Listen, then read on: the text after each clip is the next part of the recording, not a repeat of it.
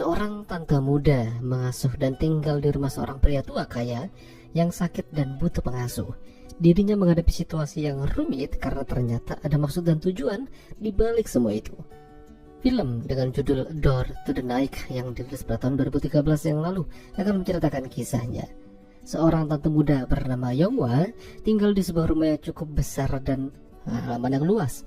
Kala itu dia kedatangan seorang teman lama yang sekaligus seorang reporter. Teman itu cukup terkejut kenapa Yonghwa mau tinggal di sana sendirian di rumah yang besar tersebut. Yonghwa sama sekali tidak takut ataupun keberatan.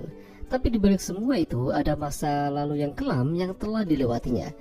Jadi dulu Yonghwa dapat informasi kalau di rumah besar itu tinggal seorang pria tua yang sakit terkena kanker.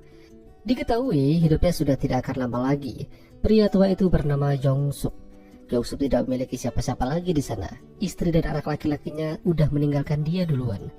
Dia butuh bantuan pengasuh untuk merawat hidupnya. Dan untuk itulah Yonghwa datang melamar pekerjaan tersebut. Awalnya memang tidak berjalan dengan baik. Terutama masalah makanan yang dibuat oleh Yonghwa tidak cocok dengan lidah Jong-suk. Padahal Yonghwa membuatkan makanan itu khusus untuknya karena mengandung banyak bahan-bahan alami yang dipercaya bisa membuat tubuh bersih dari penyakit. Tidak hanya membuang makanan itu, Jong-suk juga memperlakukan Yonghwa dengan tidak baik kalau dia butuh bantuan. Dia disiram air gara-gara ketiduran menjaga dia. Namun karena semua itu, Yonghwa jadi mulai terbiasa dan mulai tahu apa yang harus dia lakukan untuk membuat Jong-suk suka dengan cara kerjanya. Makanan yang dia buat perlahan-lahan mulai diterima oleh Jong-suk dan dia juga mulai memperlakukan Yonghwa dengan baik. Bahkan suatu malam Yonghwa diajak pergi ke sebuah acara reunian teman-temannya. Yonghwa diminta naik ke atas panggung untuk menyanyikan sebuah lagu dan ternyata dia bisa menyanyi dengan baik. Jong-suk tidak menyangka akan hal tersebut. Dia jadi keinget dulu saat masih ada istrinya yang juga pintar memasak dan bernyanyi. Namun semua itu hanya tinggallah kenangan. Perlahan-lahan Yonghwa juga mulai perhatian pada Jong-suk. Kala itu dia melihat Jong-suk sedang berusaha bunder, namun beruntung Yonghwa bisa mencegahnya. Yonghwa tidak ingin melihat Jong-suk meninggal dengan cara yang tidak benar. Dan sejak kejadian itu, Jong-suk dan Yonghwa mulai menjalin chemistry satu sama lain di antara mereka. Tapi karena semakin dekat, Jong-suk juga mulai memikirkan hal-hal yang membagongkan pada Yonghwa. Tahu lah ya maksudnya.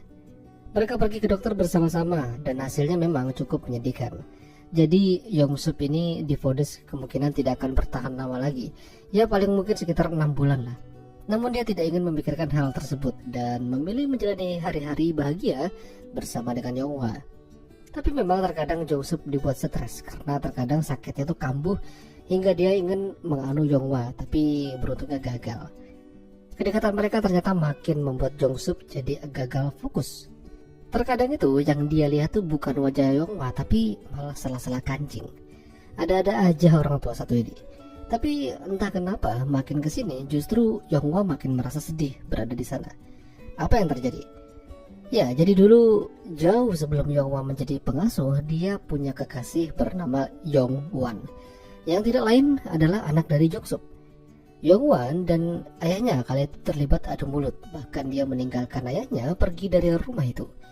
Lalu suatu malam Yonghwan pergi ke sebuah kafe bersama Yonghwa. Namun ada beberapa orang yang muncul dan berusaha mencelakai mereka. Ya, yang kasihan tuh tentu aja Yonghwa. Dia menjadi sasaran empuk para orang-orang yang nakal tersebut. Sementara Yonghwa tidak bisa berbuat apa-apa melihat kekasihnya digituin. Setelah kejadian yang memilukan itu, Yonghwa jadi shock dan merasa tidak ingin hidup lagi. Dia berjalan di tengah jalan hingga tertabrak oleh mobil dan meninggal dunia. Lantas, apakah ada hubungannya dengan Jong-suk? Ya, jadi ternyata orang-orang itu adalah suruhan darinya.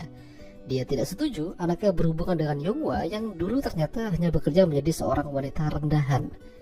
Yonghwa sakit hati dan ingin membalas perbuatan jahat Jong-suk dengan cara membuatnya jadi tidak bisa hidup tanpanya. Meski Jong-suk sudah memohon dan meminta maaf, namun Yonghwa tidak memperdulikannya dan membiarkan Jong-suk mengakhiri hidupnya dengan tangannya sendiri. Ya, meski begitu, Jong-suk terlanjur suka dan cinta pada Yonghwa hingga pada akhirnya dia mewariskan kekayaannya padanya. Tapi Yonghwa juga tidak tahu harus berbuat apa lagi. Seolah-olah dirinya hampa. Dia ingin mengakhiri hidupnya di rel kereta api. Namun, bayangan Jong-suk muncul dan mencegahnya. Seraya mengatakan kalau Yong-woo ini masih punya kesempatan hidup yang jauh lebih baik.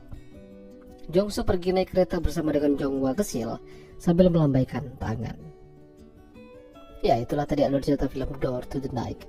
Jika kalian suka dengan video ini, jangan lupa untuk tinggalkan like dan sampai jumpa lagi.